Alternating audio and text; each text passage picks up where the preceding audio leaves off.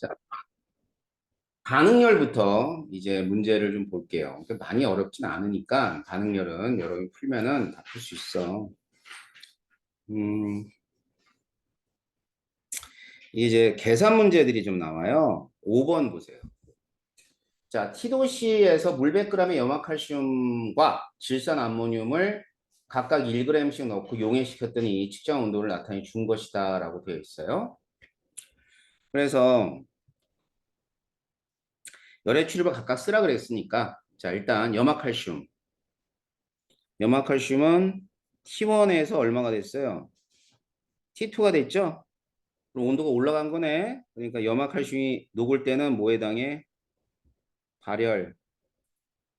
그 다음에 T1에서 질산암몬이 녹을 때는 T3가 됐죠? 그죠? 예, 그러면 흡열 이렇게 되는 겁니다. 아셨죠? 그래서 발열과 흡열. 그 다음에 요 3번 보세요. 3번. 3번이 자주 나오는 그런 유형인데 수산화 바륨하고 질산 암모늄을 넣게 되면 이 두 놈이 반응했을 때는 이 안에서 일어나는 변화가 흡열이야, 흡열. 그 흡열은 이제 어떻게 하냐면 물을 묻혔잖아, 그지? 물을 묻혔는데 이 물이 액체 상태예요. 근데 이제 H2O가 얼어버렸어, 고체로. 얘들은 발열이 되는 거야. 자, 그러니까 이때 나오는 열이 일로 들어갔다고 생각하면 돼. 알았지?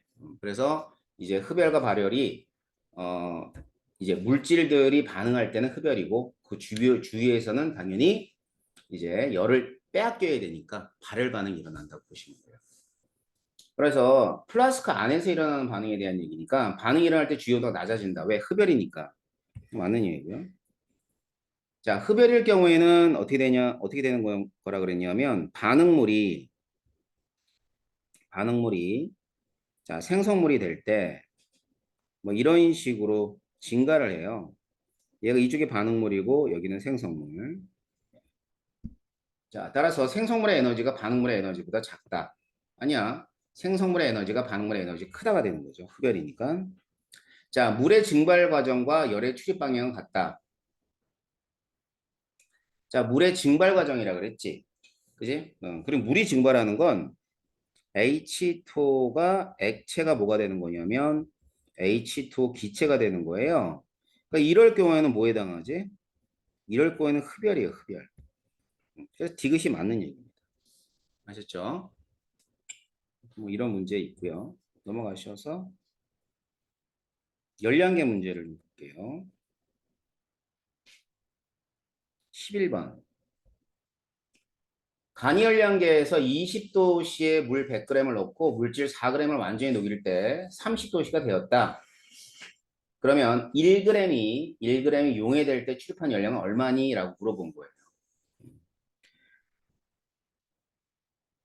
그러면 이제 이때는 용해열인데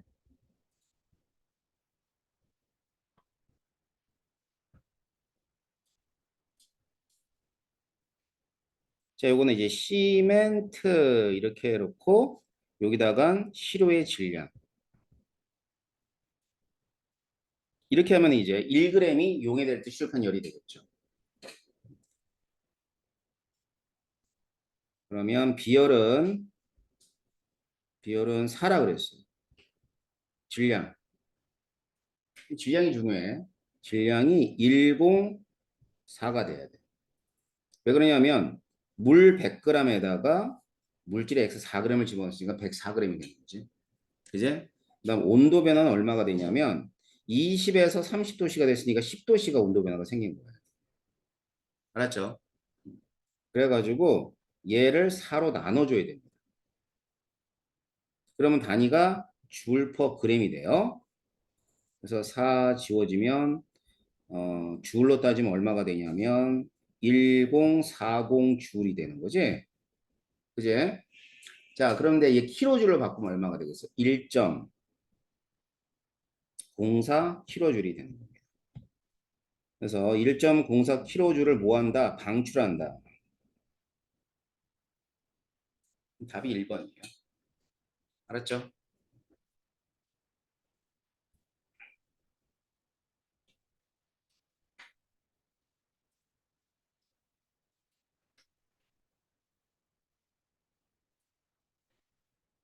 5번 보세요. 5번. 자, 통열량계입니다.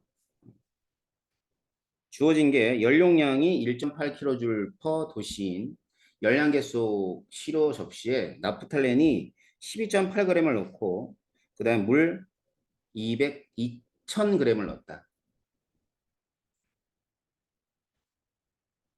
온도가 T1이 있고 T2가 있고 당연히 연소 반응이기 때문에 발열 반응이에요. 물의 비율 4.2, 나트륨 분자량은 128 이렇게 되어 있습니다. 1몰이죠. 그러니까 이제 우리가 수업 시간에 배웠던 연소율인데 연소율이 이제 킬로줄 퍼 몰이라는 단위를 갖는 거야. 그럼 식부터 써볼게. 연소율.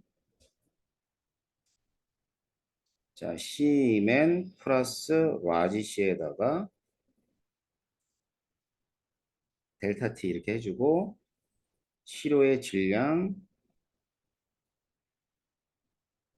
곱하기 뭐라 그랬죠? 화학식량. 뭐 식이 있으면 이제 식을 그대로 이용하면 돼요. 자, C가 물의 비열이었으니까 물의 비열은 4.2로 났죠.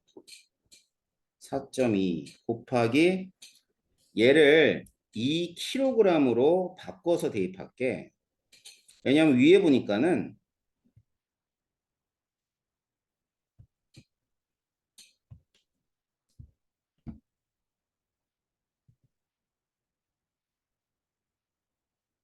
이거 단위가 킬로줄이 있잖아.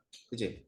그러니까 이제 킬로 10의 3승이라는 단위를 단위 계속 쫓아다닌단 말이야. 그러니까 이제 질량을 2kg을 대입하고요.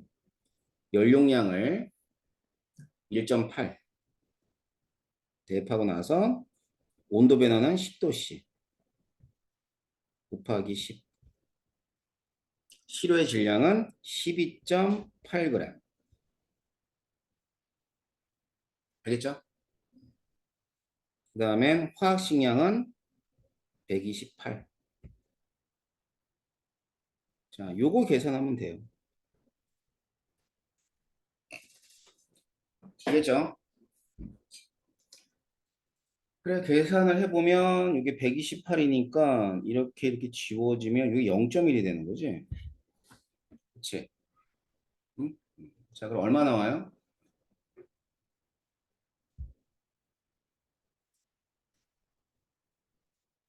얼마? 계산해봐, 얼마 나와? 8.4에다가 1.8 더하면 얼마냐? 응? 10.2. 그치? 그럼 10.2야. 10.2에다가 100을 곱하면 얼마야? 응? 1020인가?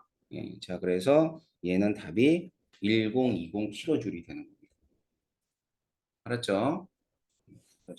이런 계산 문제 같은 거 보시면 되고요.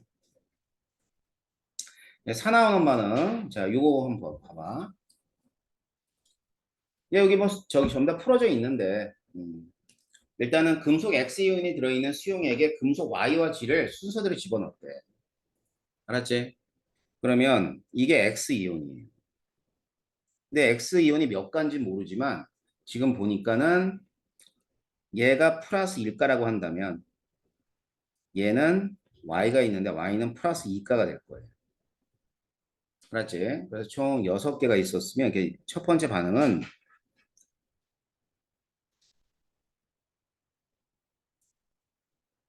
금속 Y랑 반응해서 X는 석출되고 Y는 이렇게 튀어나와야죠. 그럼 이랬을 때가 이제 뭘 뜻하는 거냐면 전하량을 뜻하죠. 전하량. 플러스 1가 2개. 그러면 전하량의 합이 2야. 그지? 그러면 플러스 2가가 1개 있으니까 전하량의 합이 또 2가 되겠지. 그러니까 어차피 반응 전후의 전하량의 총합은 변하지 말아야 되는 거예요.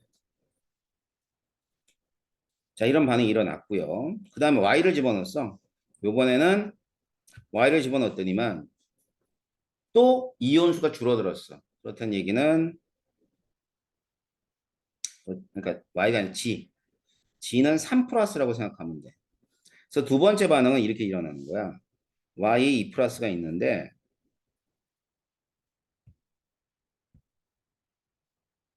자 y 이거 왜 그래?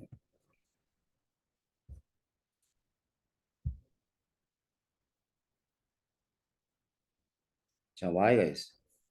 y 2 플러스 자리하고 g하고 반응을 했는데 근데 y가 속출되고 g는 나왔죠. 이온이 돼서 나왔는데 얘를 3 플러스로 생각하잔 말이야. 그러면 여기서는 개수가 3이 되고 2가 되죠. 여기 보면 플러스 2가짜리가 3개 있으니까 전화량의 총합은 6. 그럼 플러스 3짜리가 2개 나와서 전화량의 총합은 6. 똑같죠? 그지? 그러니까 전화량의 총합은 변하지 말아야 되는 거예요. 아셨어요? 그래서 먼저 기억을 보게 되면 금속 Y를 넣었을 때 X이온은 자 여기서 이제 얘는 뭐가 됐냐면 환원이 됐어요. 환원. X는 이렇게 해서 환원이 됐단 말이야. 이렇게 삐지나. 어이구, 이게 안 그럴 때 있고 될 때 있고. 그러네. 아무튼 X이온은 뭐 했냐면 환원이 일어났어요. 그럼 환원화 화학적은 뭐라고 한다 그랬지? 산화제라고 한다 그랬죠? 그죠? 예. 자, 그래서 얘는 산화로 작용하다 맞는 얘기입니다. 그 다음에 세모하고 네모가 있으면 얘들의 산화수의 비는 몇 대 몇? 2대 3. 자, 금속 X를 네모가 들어있는 수용액에 집어넣으면 자, 일단은 이제 반응성 문제거든. 얘네들은 디귿은 자, 반응성 볼게.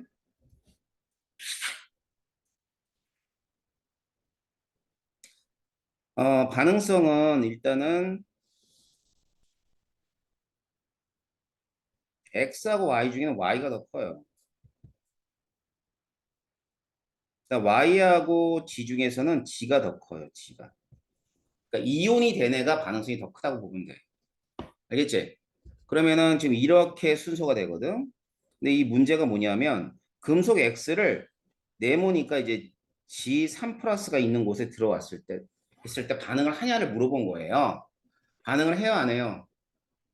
반응을 안 하죠. 얘는 산화가 제일 안 되는 그런 금속이기 때문에 반응을 하지 않습니다.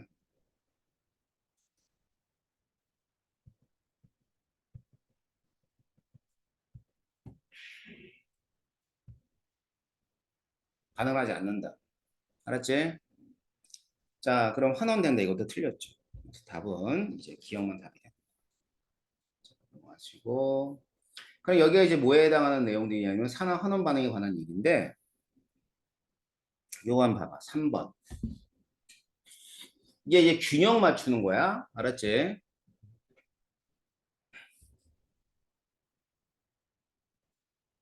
자, 여기 산화수 얼마예요? 플러스 7.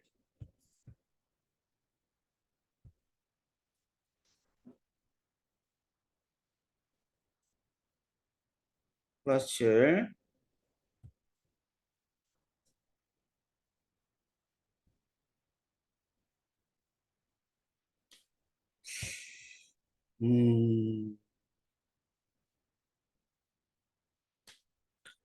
그 다음에 이 CL은 마이너스 1. 알겠지? 그래서 얘가 뭐 얼마가 됐냐면 플러스 2가 됐고요. 여기는 0이 됐어요.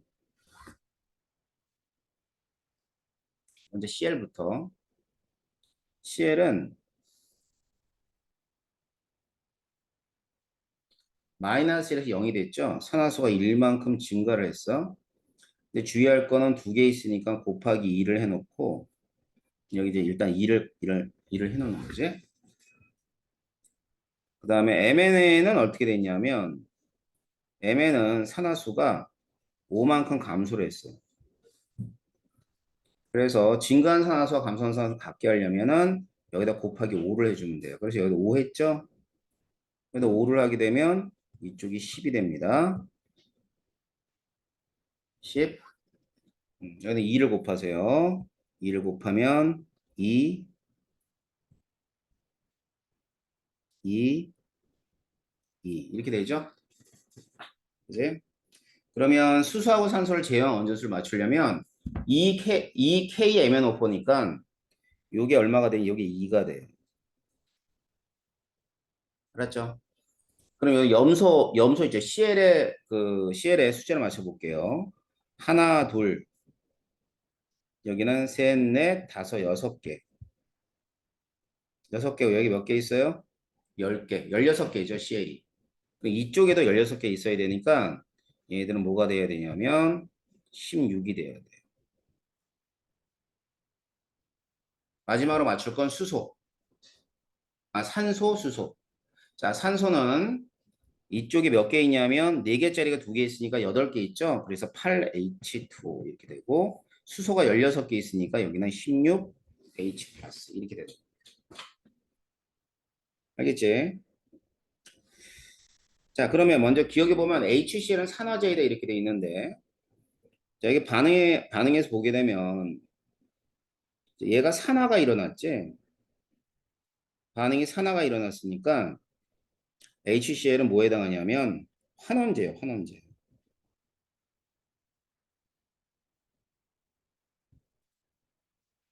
알겠지? 환원제이다. 틀렸고요. 자, Mn의 산화수는 플러스 7에서 플러스 2로 감소한다. A가 얼마냐면 2고요. B는 16이에요. A는 2고 B는 16이에요. 그러면 8이다. 그래서 니은하고 디귿 이렇게 되는 거죠. 알겠죠? 자, 그다음 자 5번하고 6번이 있어. 자, 5번하고 6번 선생님이 이제 몇 문제 풀어줬으니까 여러분이 잠깐 푸는 시간을 가질게. 5번, 6번. 자, 풀어보세요.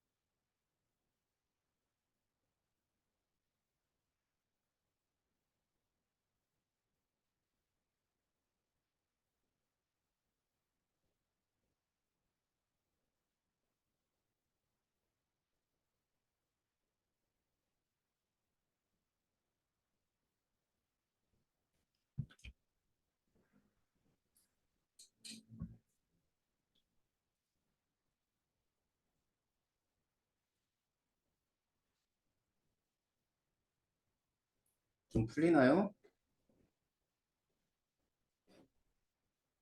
자, 어렵지 않은 문제니까 이거 다시 풀어볼게.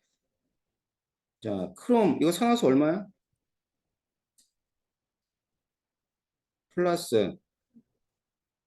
플러스 6에 6. 얘는 왜 자꾸 이 부분에서 자꾸 이렇게 되니?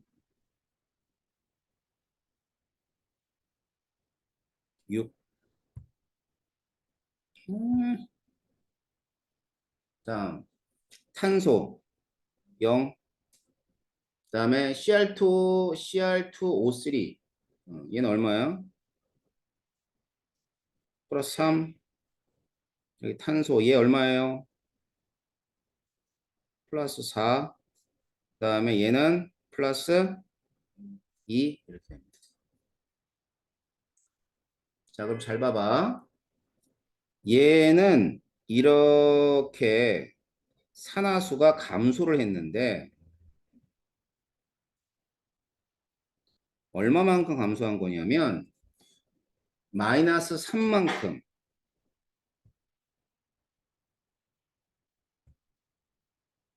이렇게 감소를 했어요. 그런데 크롬이 두 개죠. 그러니까 곱하기 얼마 해줘야 돼? 2를 해줘야 돼요. 곱하기 2. 그럼 이게 마이너스 6. 그럼 여기 요거 잘 봐봐. 여기서 0인데 이게 어떤 반응이냐면 0짜리가 있는데 이 0짜리가 이렇게 플러스 4가 되기도 하고 플러스 2가 되기도 했으니까 토탈은 얼마가 증가한? 6이 증가한 거예요. 알겠죠? 그래서 기억은 탄소는 뭐 됐다? 산화된다가 맞는 얘기예요. 자, 니은은 크롬 하나만 따지는 거지. 그 산화수가 3만큼 감소해야 돼도 맞는 얘기예요. 자, 니은의 산화수는 디귿의 산화수보다 이만큼 크다. 얘도 맞는 얘기예요. 알았죠? 그래서 기억, 니은, 디귿이 됩니다.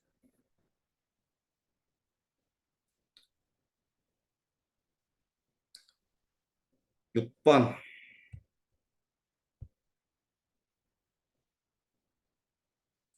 자, 그림은 야, 갑자기 그러냐.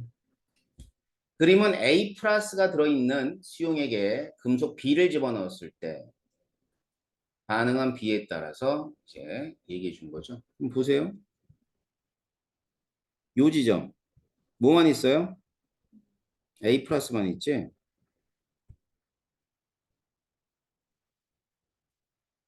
그러면 아까지 제가 얘기했죠. 이온이 감소할 때는 생성되는 이온의 전환이 클 때야.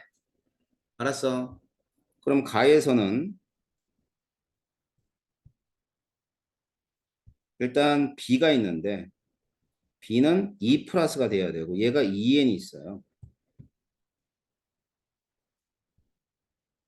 여기는 8N이잖아 얘가. 아, 참.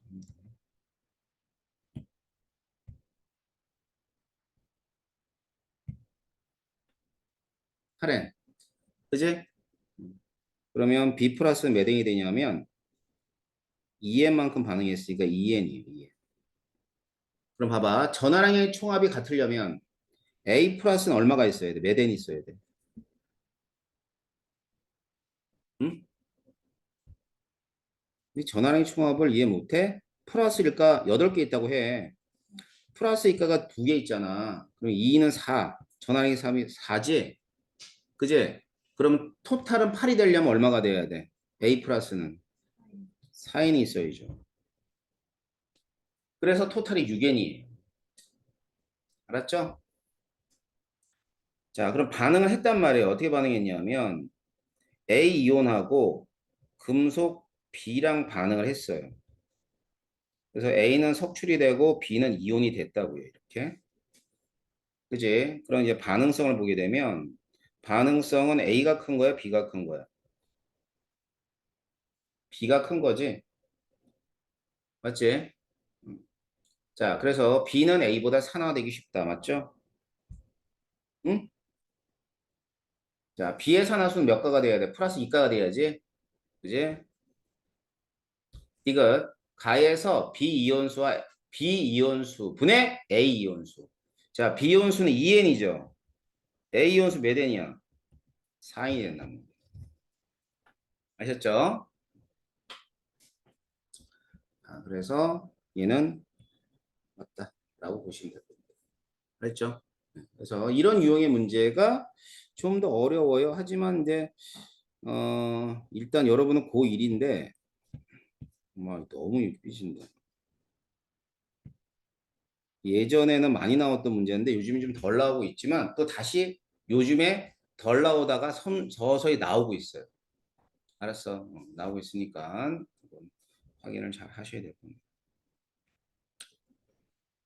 자, 그 다음에는 이제 반응열에 관계되어 있는 문제 마무리 짓고 그 다음에 세 단원 들어갈 거예요. 9번 할까? 9번. 자, 9번 보시면 9번은 열량계인데 우리가 배운 것 중에 이제 통열량계입니다. 알았죠? 자, 0.6g의 탄소 가루와 0.1몰의 산소를 집어넣었대요. 그럼 연소를 했죠.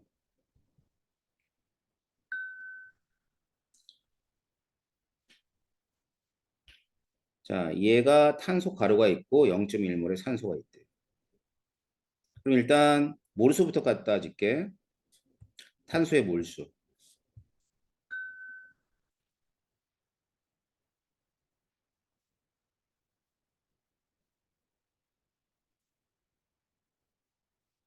자, 탄소의 몰수는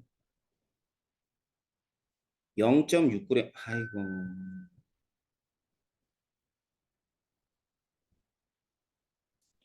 탄소의 몰수는 0.6g이 있는데 얘를 11로 나누면 돼.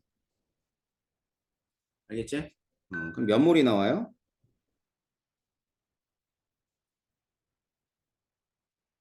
응? 몇 몰?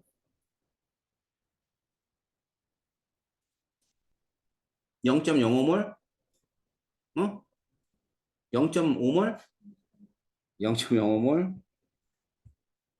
이야, 미쳐버리겠어. 0.05몰. 0.5몰? 0.05잖아. 12분의 0.6이니까. 그지? 그럼 방식이 이렇게 된다고. 탄소가 산소랑 반응해서 이산화탄소가 되는 거야. 근데 얘가 이제 0.05몰이 있다고. 얘는 얼마 있어? 0.1몰이 있을 거 아니야. 그지? 그러면 산소가 충분한 거야. 1대1로 반응하니까. 어? 자, 그런데 이제 기체로 존재하는 애는 얘가 기체로 존재해. 이렇게. 그 얘기가 뭐냐면 요 탄소 가루는 고체잖아. 그지? 그러면 기체의 몰수는 변하지 않아요. 얘가 되는 거 아니야. 그지? 그래서 기체의 몰수는 동일하게 0.1몰이 됩니다. 그래서 강철 용기 안에 기체 내부의 전체 양은 반응 전이 크다가 아니라 똑같습니다. 똑같아. 알겠지? 그다음 니은 탄소가루가 완전히 연소할 때 20kJ의 열이 발생한다 그랬는데 Q는 라지 델타 T. 그게 뭐예요? 열량계 연용량에다가 온도 변화만 곱해주면 돼. 그러면 여기 40이라고 돼 있죠? 연용량이 40kJ per 도실에 온도 변화 몇 도씩 났어요? 0.5도씩 났죠? 그지? 그러면 20kJ이 되는 겁니다. 그러니까 다해서 탄소가루가 완전히 연소하지 않았다면 온도가 덜 올라갔겠지. 알겠죠? 그러면 23.7도씨보다 낮게 측정된다가 맞는 걸까? 예, 맞는 거예요. 답이 그래서 4번이 되는 거예요. 그럼 여기 몰수를 왜 계산했냐면 여기서 얘가 다 탈지 안 탈지를 확인하기 위해서는 얘가 몇 몰이며 산소가 몇 몰인지가 중요한 거예요. 이해됩니까? 자, 그래서 여기까지 우리가 봤어요. 자, 대단한 문제는 여러분 나중에 뭐 하면 되는 뭐 여기까지 이제 문제를 뭐 굳이 풀지 않을게요. 알았죠? 네, 근데 여러분이 이제 스스로 좀 문제를 풀도록 하시고 자, 잠시 쉬었다가 뭐 할 거냐면 이제 몇 단원이냐면 2단원 들어갈 거야. 2단원. 알겠지?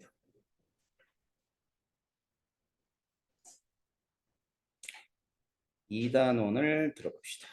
예, 좀 쉬었다 할게요. 원자의 세계.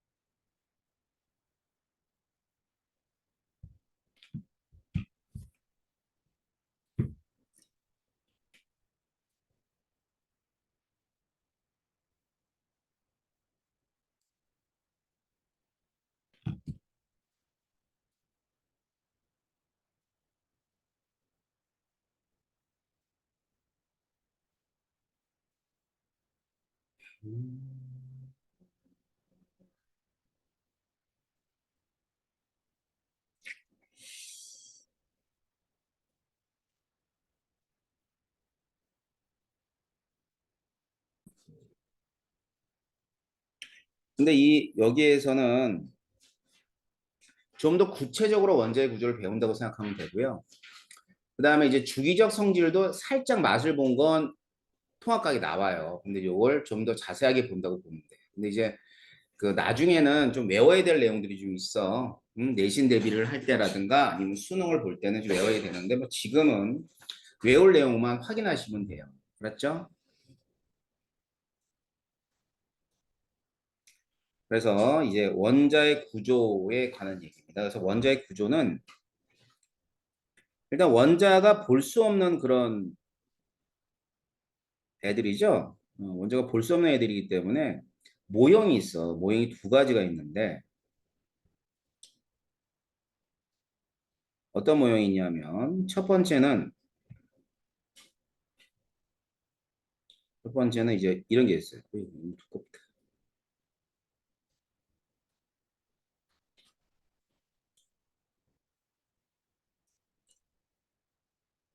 보의 원자 모형하고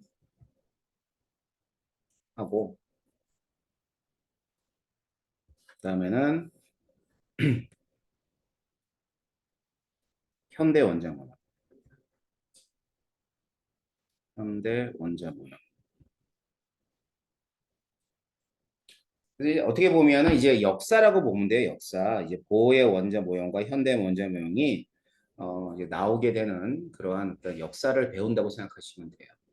그렇다면 여러분이 잘 알고 있는 원자는 어떻게 돼 있냐면 원자 핵과 전자로 돼 있고 원자 핵은 양성자와 중성자로 돼 있다 그랬지?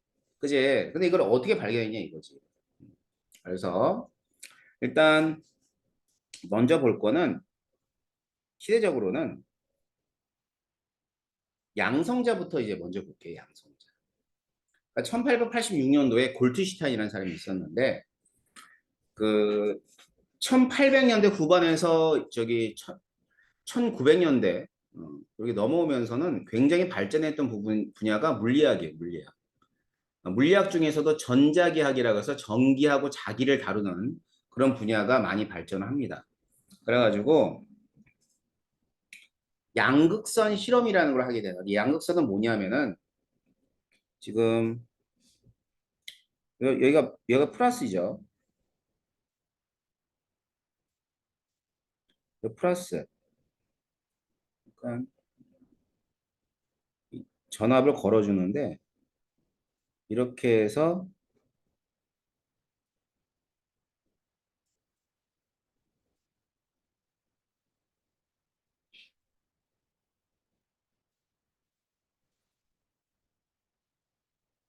잠깐만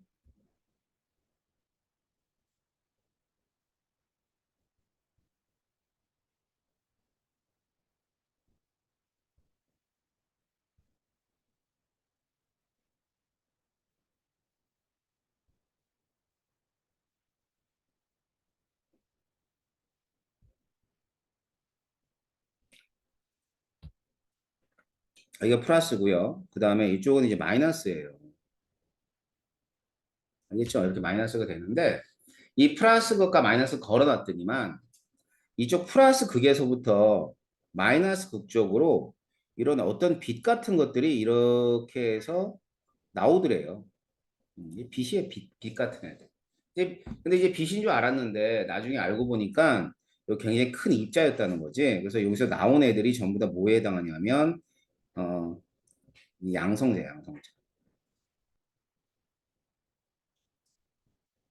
그래서 이 골트슈타인에 의해서 양성자가 발견이 되는데 문제는 이 양성자는 커다란 입자예요. 알았죠? 그래서 이제 나중에는 얘가 이제 뭐가 되냐면 이렇게 수소 원자핵이 있으면 수소 원자핵이 결국 양성자인데 요거의 흐름이라고 밝혀지지만 그 당시는 그냥 뭐냐면 커다란 입자가 튀어나왔다라고 얘기하게 되는 거죠. 알겠죠? 그래서 이 양성자를 발견한 사람이 골트슈타인이 되는 겁니다. 그래서 이 양성자를 발견하고요. 그러면 이제 그 이후에 그러면은 알려볼게요. 이제 그 똑같은 실험을 하는데 요번에 이제 반대로 하는 거예요. 반대로. 어떻게 반대로 하냐면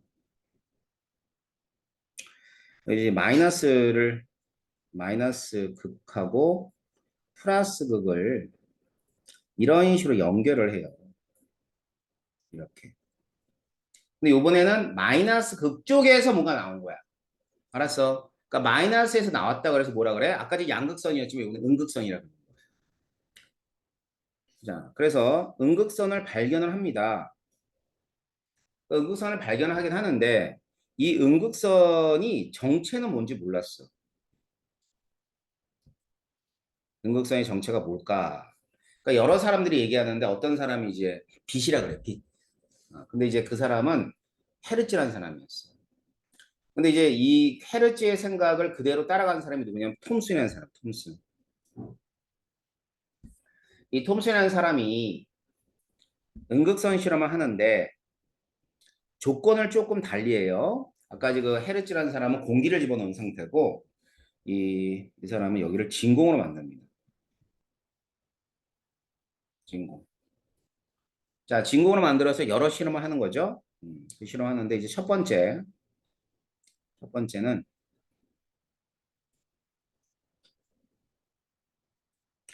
그림자가 지더라.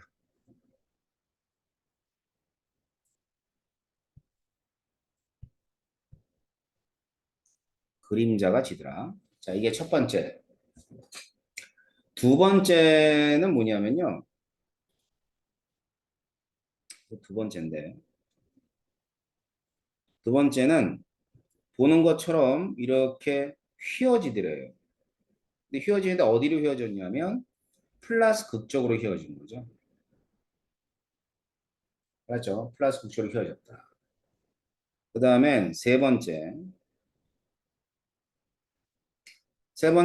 그림자가 지더래요. 그림자가 지게 아니라 바람의 개비가 돌더래.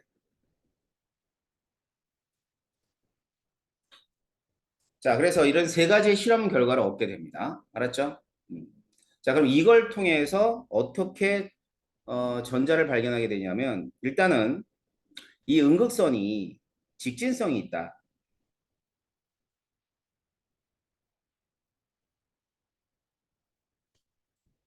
직진성이 있다 그러는데 이 직진성은 뭐 그렇게 크게 뭐 놀라운 얘기는 아니죠. 왜냐하면 그 헤르츠라는 사람이 빛이라고 했을 때 이제 그림자 때문에 그렇게 얘기한 거야. 그런데 두 번째인데 이 두 번째는 자 어디로 휘었다 그랬죠? 위에서 분명히 플러스 극적으로 휘었다 그랬지. 그지? 그러니까 얘는 마이너스 전기를 띠고 있다. 근데 이제 세 번째 결과가 굉장히 중요해요. 자, 뭐가 돌았다 그랬죠? 바람개비가 돌았다 그랬지. 그지? 그럼 생각해봐. 바람개비가 우리가 공기 중에서는 어떻게 도냐면 그 공기 분자가 바람개비의 날개를 때려서 돌려요.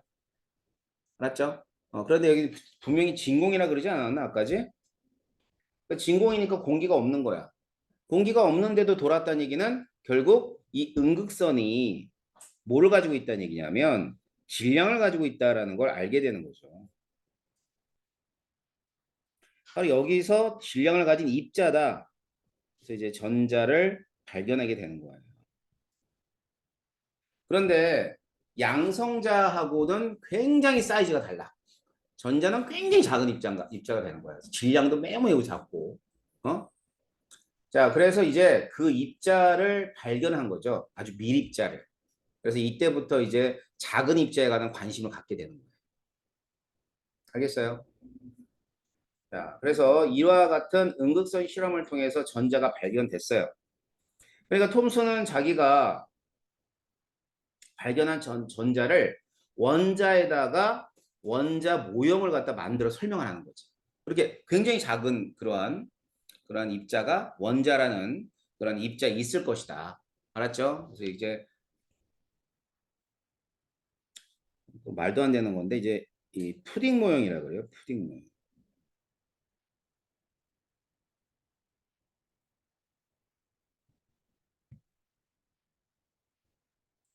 푸딩 모형. 자, 푸딩 모형이 뭐냐면 플러스를 띠고 있는 어떤 공간에 전자가 막 박혀 있는 거지. 알겠지? 전자가 막 박혀 있다. 자, 이런 모형을 갖다 제안하게 됩니다. 그래서 원자는 이런 식의 모양을 띠고 있다라고 얘기하게 되죠. 이게 푸딩 모형이에요. 자, 그러다가 이제 1911년도에요.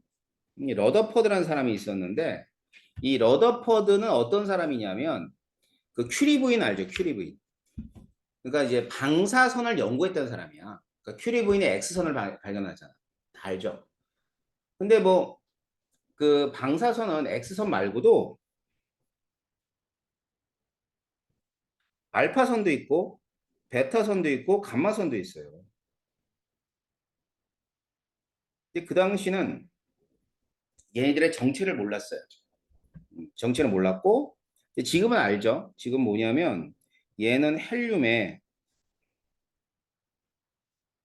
원자 핵이야. 이놈은. 그 다음에 이제 베타가 그 전자 위에서 우리 배웠던 전자. 감마는 그냥 빛이에요. 빛. 그 정체를 알고 있는데 이 당시 몰랐어. 단지 알고 있는 건 이 알파라는 애가 요거죠. 알파라는 애가 어떤 성질을 가지고 있냐면 플러스 성질을 가지고 있다. 그러니까 이제 알파 입자가 되는 거죠. 입자이며 그다음에 플러스의 성질을 가지고 있다 정도 알고 있었어요. 그래서 여기 보면 이제 알파 입자라는 그 입자를 갖다 가지고 실험을 합니다. 근데 알파는 무슨 전기를 가지고 있냐면 플러스 전기.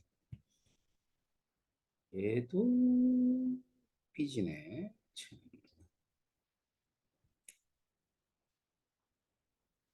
플러스 전기를 가지고 있다. 알겠어요? 자, 그래서 어떤 실험을 하냐면은 이제 여기 보면은 여러분 책하고는 좀 다르죠? 이제 뭐 그림이 좀 다르죠? 아무튼 잘 보시면 돼요. 그래서 이제 방사성 물질에서부터 뭐를 쏘냐면 이제 알파 입자를 쏘아요. 근데 이 알파 입자를 쏘는데 이 알파 입자가 플러스 전기를 띠고 있는 거예요. 알았지? 그래서 이 가운데에 금박이 있어요. 금박. 이 금박인데 이 금박은 왜 금박을 썼냐면 굉장히 얇은 박을 만든 이유는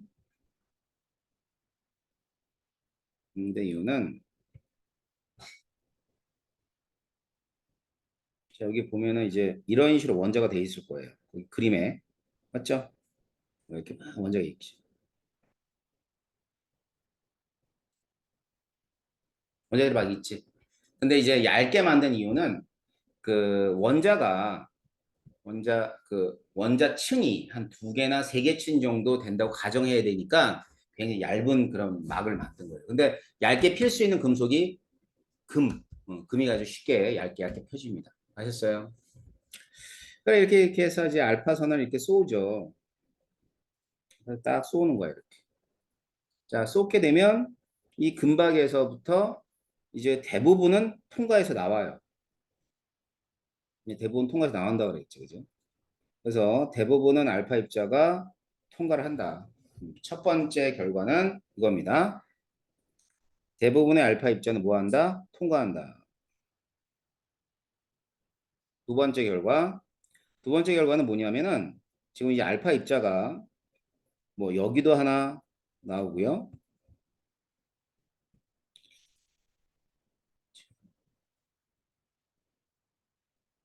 여기도 하나 나오고요. 그 다음에 또 여기도 하나 나오고 반대쪽에도 하나 이렇게 나오게 된 거야. 알았지? 그래서 이런 걸 우리가 극히 일부분이 산란했다 표현해. 극히.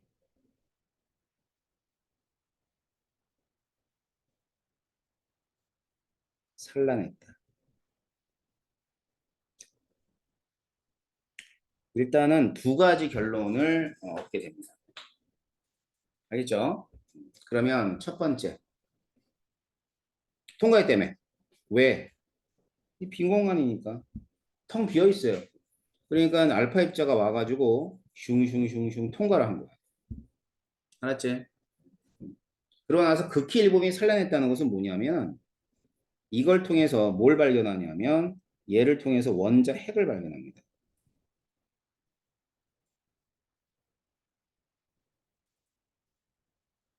그럼 실험 결과에서 이 원자 핵을 발견하게 됐는데 이 원자 핵은 어떠한 성질을 가지고 있는 그런 애들이냐라는 걸 확인해 보면 핵이 있는데 자, 첫 번째는 매우 작다. 왜 매우 작은 거냐면 극히 일부분이 산란했잖아. 만약에 크면 사이즈가 크면 어떻게 될까? 뭐 여러 개가 산란했겠지. 그지? 그래서 매우 작다. 두 번째. 그래서 알파 입자가 있는데 이 알파 입자가 무슨 전기를 띠고 있다고 그랬어? 플러스 전기를 띠고 있다고 그랬지. 그지? 그럼 만일 원자핵이 마이너스를 띠게 되면 가서 달라붙을 거 아니야, 플러스 입자가. 그러니까 이걸 통해서 알 수 있는 건 얘는 플러스 전기를 가지고 있다. 자, 세 번째.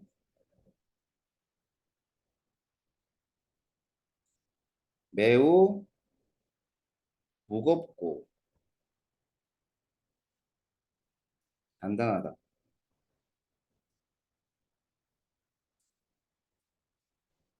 매우 무겁고 단단하다. 만약에 가벼우면 어떻게 될까? 밀고 나가겠지. 알았지? 가벼워 밀고 나갈 거고. 단단하지 않고 무르다면 어떻게 될까요? 이 알파 입자가 가서 박힐 거 아니야. 알겠어? 그래서 무겁고 단단하다. 뭐 이런 것들을 알게 됩니다. 됐나요?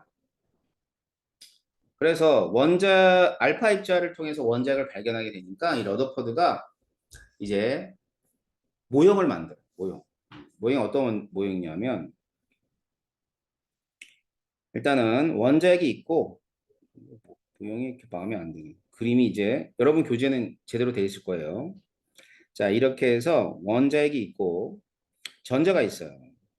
전자가. 전자가 뭐라고 있냐면 이런 식으로 이렇게 돌아다니는 거죠. 이렇게. 알았지? 그럼 마치 뭐냐면 태양을 중심으로 행성들이 이렇게 돌아다니는 것처럼 돌아다니는 겁니다. 그래서 무슨 모형이라 그러냐면 행성 모형이라고 해요. 행성 모형.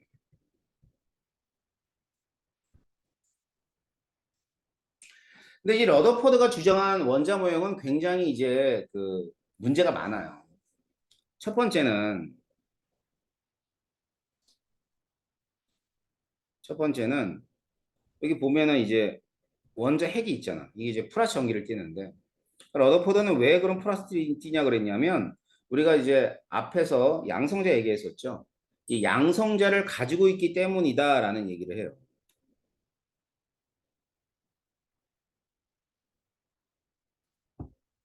알았지? 그래서 얘는 양성자 같은 경우는 얘들이 이 안에 있다. 원자핵 안에 있다고. 원자핵 안에 있으면 이 원자핵 안에 양성자가 있으면 양성자끼리 뭐가 생겨? 반발이 생기지. 맞지? 반발이 생기고 그러니까 이게 반발을 갖다 없애기 위해서 뭐를 전자가 있다라는 얘기를 해요. 전자. 근데 이제 이것도 말이 안 되죠. 왜 말이 안 되냐면 전자들끼리도 반발을 한단 말이야. 알았지? 자, 그다음 또 하나. 이 전자가 이렇게 해서 이렇게 공전으로 돌아가면 이렇게 돌아가면 이 전자는 에너지를 잃고 원자 핵에 부딪혀요. 뭔 얘기인지 알겠지? 아시겠죠? 잠시만요.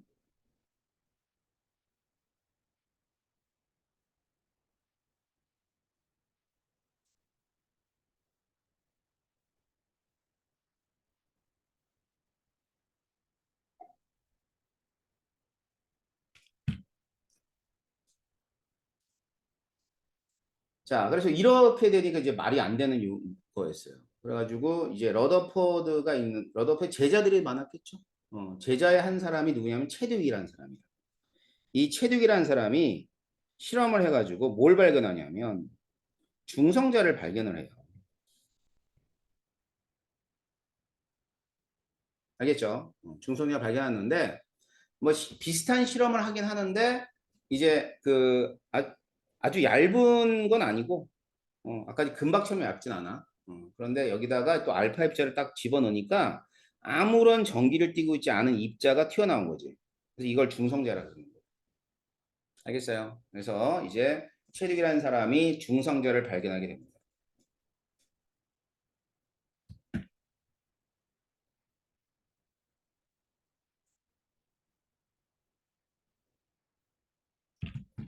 맞죠? 자, 그래서 이제 여기서 발견한 입자들을 가지고 지금 현재 원자 구조는 어떻게 돼 있어요? 원자 구조는 그림이 이렇게 바보처럼 돼 있냐? 자, 원자는 어떻게 돼 있냐면 원자 핵과 그죠? 이게 핵이에요. 그 다음에 그 주위에 뭐로 돼 있냐면 전자로 되어 있습니다. 핵과 전자. 알겠지? 자, 그러면 원자를 구성하는 입자를 볼 텐데 일단은 원자는 정기적으로 중성이에요. 그래서 이제 우리가 흔히 중성 원자라고 하죠. 중성 원자.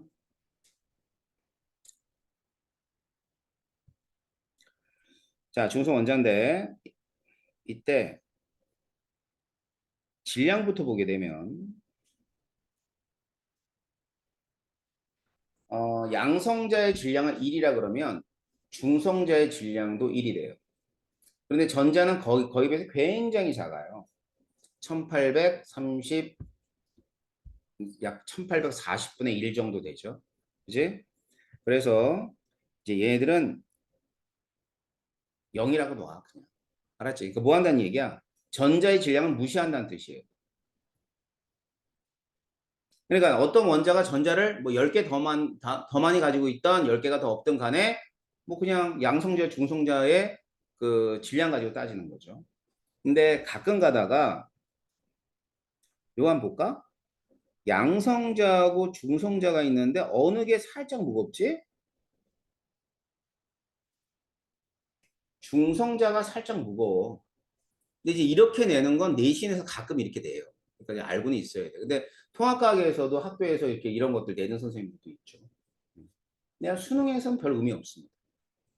자, 그다음 전하량. 자, 전하량은 어떻게 되냐면 양성자와 전자가 1대1일 수밖에 없죠. 그죠? 그래야지만 양성자 전자의 전하량이 똑같게 되고 그럼에 따라서 이 중성 원자라는 것은 양성자하고 전자수가 똑같게 되는 거야. 그래서 이해되나요? 그래서 원자를 표시하는 거 이거 뭐 다 알고 있는 거지? 그지? 여기 오면 질량수 원자 번호. 자, 그런데 중성 원자이기 때문에 원자 번호는 양성자 수가 되면서 전자수와 같죠. 그지? 양성자 수이면서 전자수와 같게 되는 거야.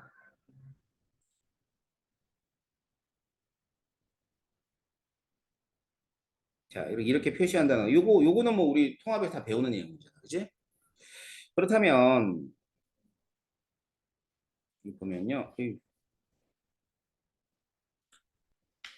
이제 원소들이 있는 밑에 있는 거 한번 볼게. 자, 여기 보면,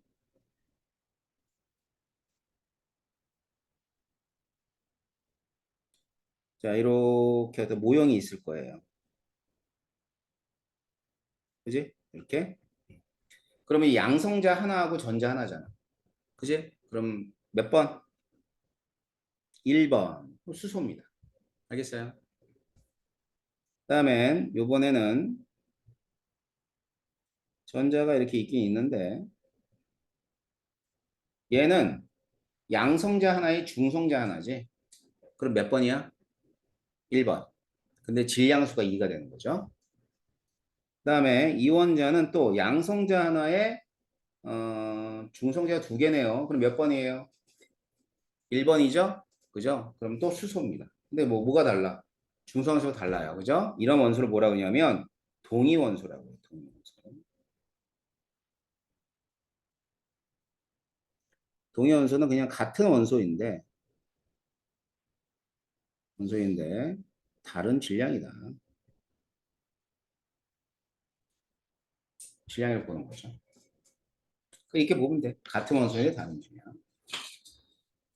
자, 그렇다면은 이제 이 동위원소들이 이제 자연계에 뭐 수소가 일자리가 있는데 예를 들면 얘가 다 있으면 좋은데 그렇지 않고 이제 비율이 다 각각 달라요.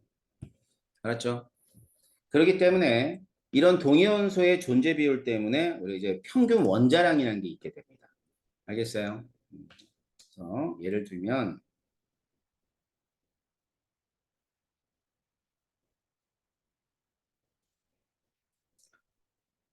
평균 원자량.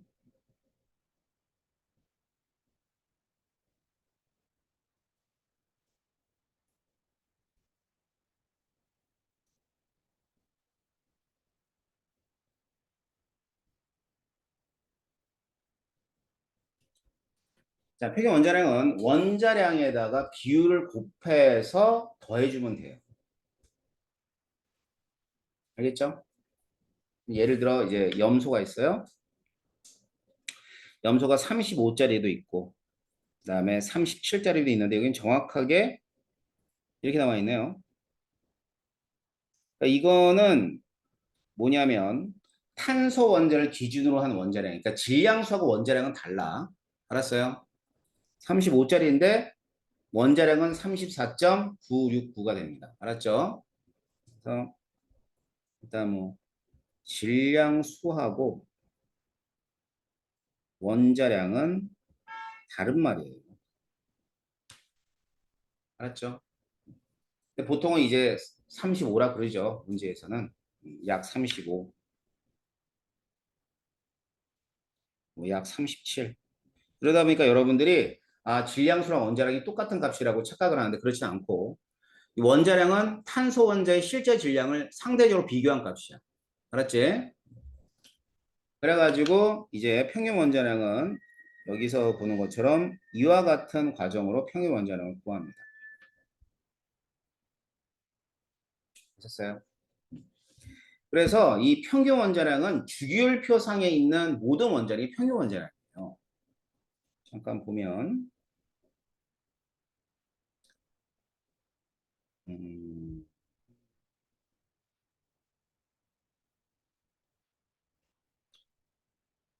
그러니까 이게 이제 주기율표인데 뭐 예를 들어 탄소의 원자량이 얼마 나오죠? 12.0107 이렇게 나오지. 근데 탄소는 10이라고 돼야 될 거 아니야? 기준을 10을 잡았는데. 근데 이게 실제로는 12.01, 12.01 정도 되거든. 왜 그럴까? 동위원소가 있으니까. 그게 평균 원자량이 되는 거야. 물론 12짜리가 훨씬 많겠죠. 그죠? 아니면은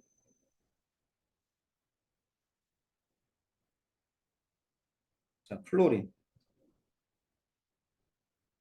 플이 얼마예요? 18.999 얼마 돼 있지? 보이지? 그지? 얘도 마찬가지야. 모두가 평균 원자로 나타내 줬고 지금 구했던 염소에 관해서 보게 되면 염소가 얼마죠?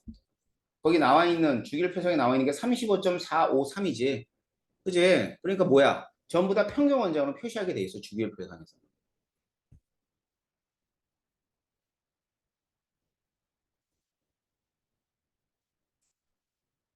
아셨죠? 그래서 이제 여기 보면 35.453이 어떻게 나오는지 알겠어요? 이런 것들을 이제 평균 원자량이라고 해요.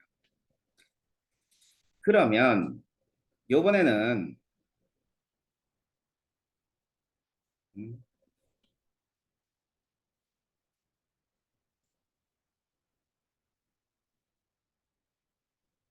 요번에는요. 여기는 여기 오래간만에 써봐가지고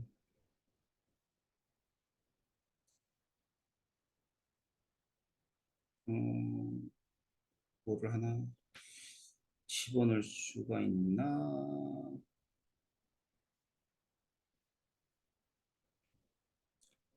스티커 노트 그치? 참, 응?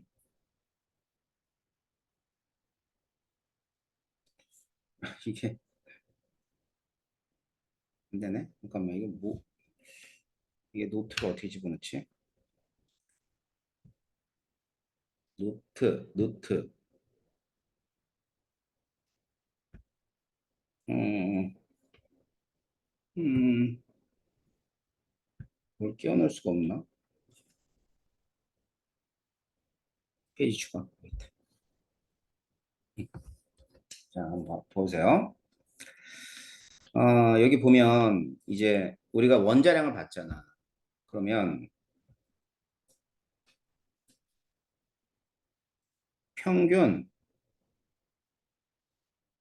이 분자량도 좀 볼게. 평균 분자량. 일단 평균 분자량은 평균 원자량을 안다면 이렇게 구하든가 아니면 분자량에다가 비율을 곱해가지고 나타내 주는 게 평균 분자량이야. 자, 우리 염소 했으니까 염소가 CL2가 있어요. 이게 분자죠.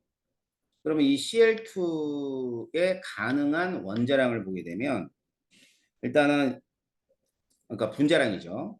35짜리가 있어요. 37짜리. 그럼 동위원소 몇 가지 있는 거지? 두 가지 있는 거야. 그 다음에 35짜리하고 37짜리가 있단 말이에요. 그럼 두 놈이 만나서 하나의 분자를 이루게 되는데 분자량은 35, 35니까 70이죠. 70. 그 다음에 35, 37이니까 72. 얘도 72. 얘는 74. 이렇게 되어 있어요. 알겠죠? 자, 그러면 각각의 비율을 나타내 주게 되면 35짜리는 얼만큼 있냐면 얘는 4분의 3만큼 있고요. 37짜리가 4분의 1만큼 있어요. 그러니까 3대 1로 있는 거지, 자연계에는. 그럼 얘가 이제 얼마 있냐면 4분의 3이 있고요. 4분의 1이 있습니다. 이렇게. 알겠지? 자, 그럼 이제 35, 35가 만나서 70을 이루게 되잖아. 그럴 때는 이 비율을 두 개 곱하면 되는 거야. 그러니까 마치 확률이죠, 확률. 확률하고 비슷해. 어? 이 비율 자체가 의미하는 게 확률이라고 생각하면 돼. 그러니까 이런 거지. 염소 원자 35짜리를 만날 수 있는 확률이 4분의 3이 되는 거고, 그 다음에 37짜리 만날 수 있는 게 4분의 1이 된다고 생각하면 돼. 그럼 35, 35가 만날 수 있는 확률은 두 개 곱해주면 되는 거지. 그래서 이제 확률을 봤을 때 여기가 얼마가 되냐면 밑에다 써야 되겠다. 16분의 9가 되죠. 72짜리는 16분의 3이 되고요. 얘도 70, 16분의 3이 됩니다. 74짜리는 16분의 1이 되는 거죠. 그래서 이제 가능한 분자량은 세 가지가 되는데 밑에 지금 보라색으로 쓴 값들이 결국은 비율에 해당해. 자연계에 존재하는 비율. 자, 그러면 이제 이거 가지고 평균 원자량을 구해보는 거야. 이 값들 가지고. 평균 분자량. 그래서 평균 분자량은 70짜리가 16분의 9가 있고요. 더하기 72짜리는 16분의 3인데 근데 이제 72는 35 더하기 37도 72지만 37 더하기 35도 72가 돼요. 알았죠? 그러면 여기다 곱하기 그래서 2가 되는 거야. 경우의 수가 두 개 있으니까. 알았죠? 그 다음엔 더하기 74짜리가 있는데 74짜리는 16분의 1이 되는 거죠. 확인했어요? 자, 그럼 이거는 내가 아까 뭐라고 했냐면 평균 원자량이 35.5거든. 35.5를 두 개 더하는 값과 같을 수밖에 없어. 그래서 얼마가 되냐면 71이 나오겠죠. 이해됩니까? 자, 그래서 이런 과정들을 알고 있으면 이제 문제상에 나오는 어떤 자료를 이용해서 비율을 구한다든가 혹은 가능한 분자량이 몇 개인지를 확인할 수 있는 거죠.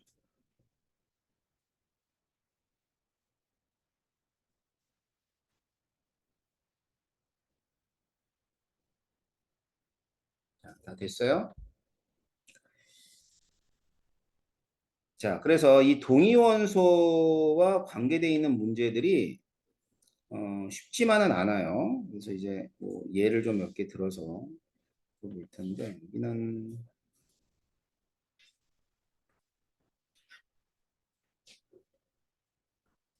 얘가 15번 있죠. 15. 15번. 이 15번을 좀 봐봐요. 이제 분자량이 있는데 주어진 거야. 158, 그 다음에 160, 162. 알았지? 그럼 이게 분자량이거든. 그렇다면 Br은 원자량이 몇 개가 있는 거냐면 이게 일단은 제일 작은 애는 제 158이죠. 158이 제일 작은데 158을 2로 나누면 얼마죠? 2로 나눠봐. 얼마? 70. 9예요? 이건 얘 하나 있을 거고. 162 있죠? 162짜리를 또 2로 나눠보세요. 얼마 되죠? 81이 되나? 그지? 그러면 BR은 79짜리하고 81짜리를 가진 두 가지의 동위원소를 갖는 그러한 분자라고 보시면 되는 거예요. 알겠죠? 자, 그런데 79짜리가 있는데 이 79짜리의 비율을 이제 구해보면 비율은 모르니까 뭐 A가 될 거고요. 얘가 B가 되겠죠, 비율이. 알았지? 그래서 이제 여기서 A하고 B를 더한 값은 얼마가 돼야 되냐면 1이 돼야죠. 당연히. 자, 그럼 79짜리니까 A의 제곱이 얼마가 되냐면 4분의 1이란 뜻이고요. B의 제곱도 얼마가 돼요? 4분의 1이란 뜻이에요. 25%가 4분의 1이잖아. 그제? 그러면 A, B 모두 무슨 값을 가져? 2분의 1을 갖게 돼. 2분의 1. 알겠지? 그러니까 79와 81의 비율은 얼마가 되는 거야? 2분의 1이 되는 거죠. 그죠? 근데 이거 구하라는 게 평균 원자량이니까 평균 원자량은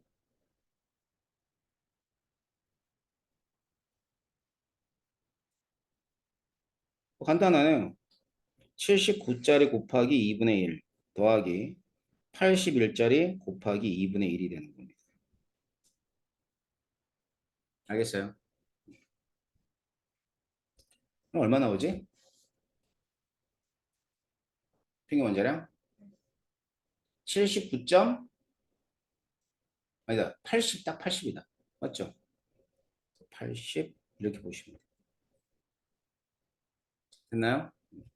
자, 이제 팁을 하나 알려드리면 여기 한번 봐봐요.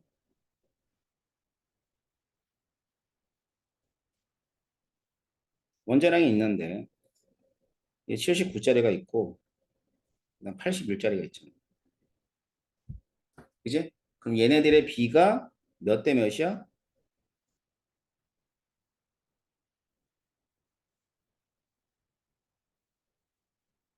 1대 1이죠.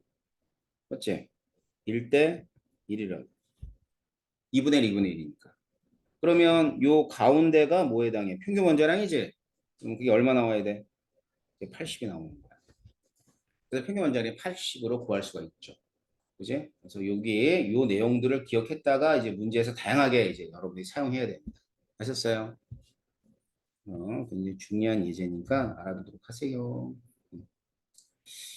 자, 그래서 이제 동위원소에 관련돼 있는 문제들이 준 킬러 문제로 요즘에 많이 나오고 있으니까 꼭 여러분들이 확인하도록 하시고요. 알겠죠? 그러면 이제 원자 모형으로 좀 가볼게요. 알았죠? 그 전에 볼 거. 그거는 이제 우리가 보의 원자 모형을 하기 앞서서 여러분한테 뭐를 좀 알려드릴 거냐면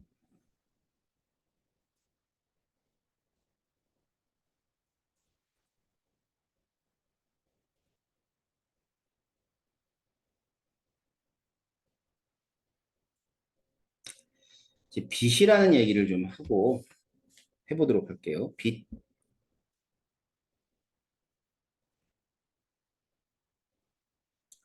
빛이 있어, 빛.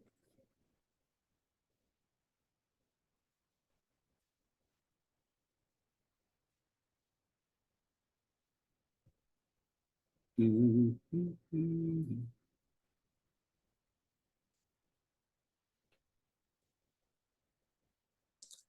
이제 빛은 흔히 전자 기파라고 해요. 전자 기파. 그러니까 전자 기파니까 얘는 파동이란 뜻이겠지. 파동.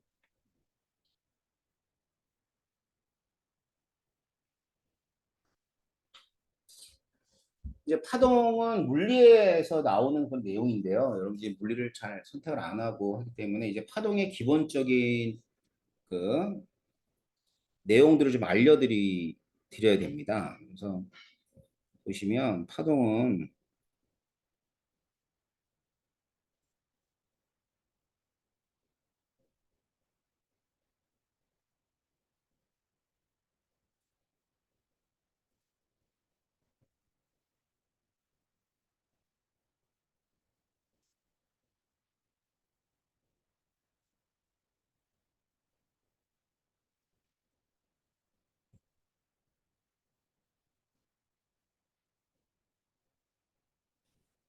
뭐 이렇게 되는 게 파동이에요. 그래서 이름이 있는데 이름이 여기 있지. 요거 뭐라 그러니 여기를. 여기를 마루라 그러고 여기를 골이라 그래. 알겠지? 마루하고 골이라 그러고 그다음엔 얘네들 있죠, 얘네들. 이걸 이제 진폭이라 그래요. 진동하는 폭이다 이 말이겠지. 진폭이라 그러고 또 여기서부터 여기까지.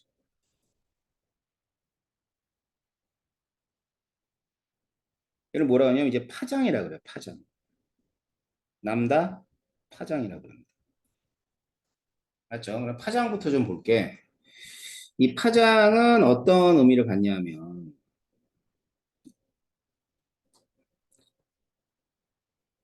파장은 그러니까 마루에서 마루까지 고리에서 골까지니까 이걸 한 파동이라 그러거든. 그래서 한 파동에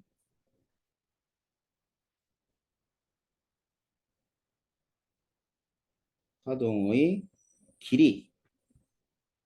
길이니까 얘를 미터를 쓰죠. 다음 이런 게 있어요. 주기가 있어요. 주기. 자, 주기가 뭐냐면은 이게 예를 들어 파도라고 해봐. 근데 파도와 그 파동은 뭐냐면 그 매질이 진동을 해요. 매질이 진동해서 에너지가 전달되는 게 파동이거든. 그러니까 쉽게 얘기하면 이제 파도를 생각하면 된다 이 말이야. 그러면 물이 있다가 물이 여기 있는 물은 그냥 상하 운동만 해요. 상하. 그러니까 여기 있던 물이 내려갔다가 다시 올라올 때까지. 이게 이제 한 파동이야. 그럼 주기는 바로 그 시간을 뜻하는 거야. 그래서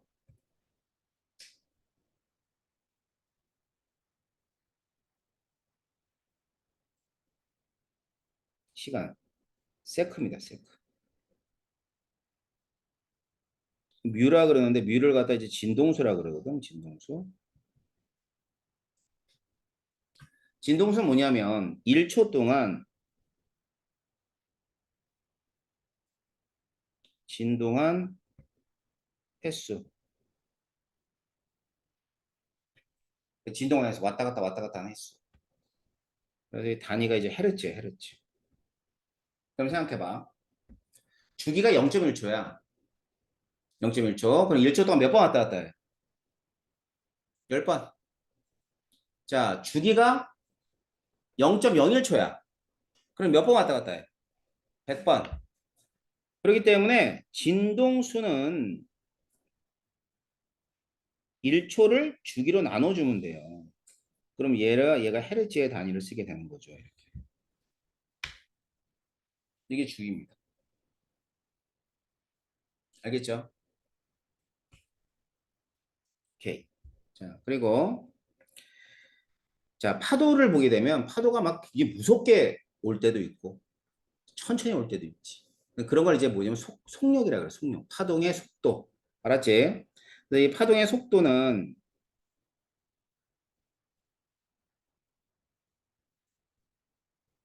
V요, V. 자, V 얘를 갖다 뭐라 그러냐면 파동의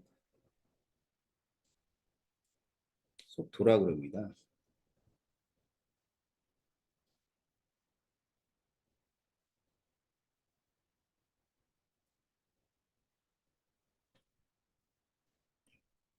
자, 그래서 얘는 항상 속도는 시간분의 거리거든요.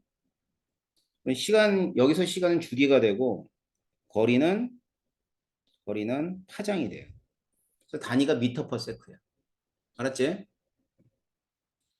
그런데 여기에 보면 주기분의 1이 뭐였지? 주기분의 1은 진동수였죠. 그러니까 얘는 파장에다가 뭐를 곱해주면 진동수를 곱해주면 걔가 파동의 속도가 되는 거예요. 그래서 단위는 미터 퍼 세크가 되는 겁니다. 자, 그러면 우리는 지금 뭐 하고 있어? 빛 하고 있잖아. 빛. 그럼 빛의 속도도 있겠지. 얘도 파동이니까. 네, 그걸 광속이라고 그럽니다. 광속. 그래서 광속 C는 빛의 파장과 진동수 이렇게 나타나죠.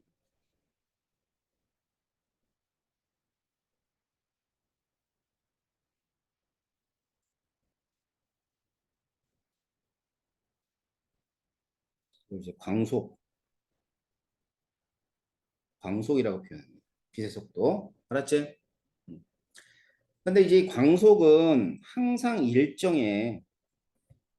광속이 일정하다는 법칙이 있어요.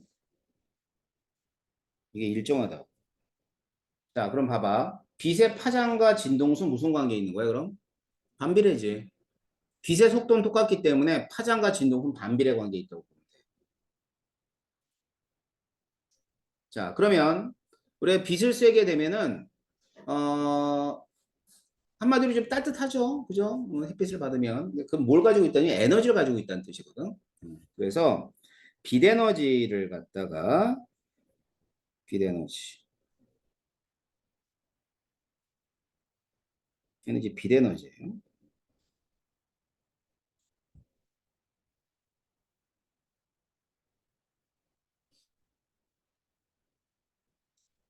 비내에너지를 이제 플랑크라는 사람이 정의를 내렸는데, 그래서 이제 H는 상수야.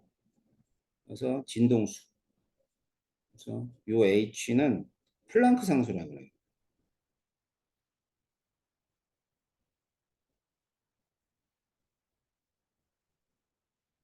상수라고 합니다. 그리고 빛의 진동수에 비례한다. 빛 에너지는. 알았지? 자, 그러면은 지금 위에 보면 진동수를 광속으로 표현이 가능하죠. 이 진동수를 광속으로 표현하면 어떻게 되겠니? 진동수는 남보다 C가 되겠지. 그지? 그래서 이 진동수를 그대로 여기다 대입해 버리는 거야. 그러면 그냥 프랑크 상수에다가 남다분의 C가 되는 거죠. 알겠어요? 그래서 이 빛 에너지는 이렇게 표현이 되는데 이때 상수만 제가 동그라미를 한번 쳐볼게요. 상수. 자, 얘가 상수죠. 이것도 상수인데 모두 상수지? 얘도 상수가 되는 거지. 광속도 상수니까. 그렇게 되면 이 에너지 값은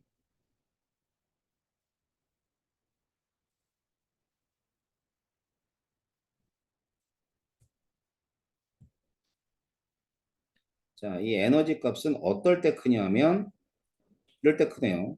빛의 진동수가 크던가 파장이 작던가. 두 개 반비례니까 같은 말이지. 진동수가 크던가 파장이 짧던가.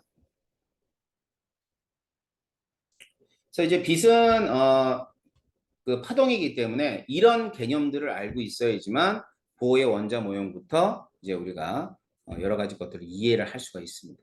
아셨죠? 자, 오늘은 이제 빛에 관한 일반적인 사항을 알려드렸으니까 다음 시간에 오면 뭐 할 거냐면 보호의 원자 모형부터 들어갈 거예요. 아셨죠? 어, 시간 날 때 그 안 풀었던 문제들도 좀 풀어봐. 알았지? 자, 오늘은 여기까지 하겠습니다. 수고하셨습니다.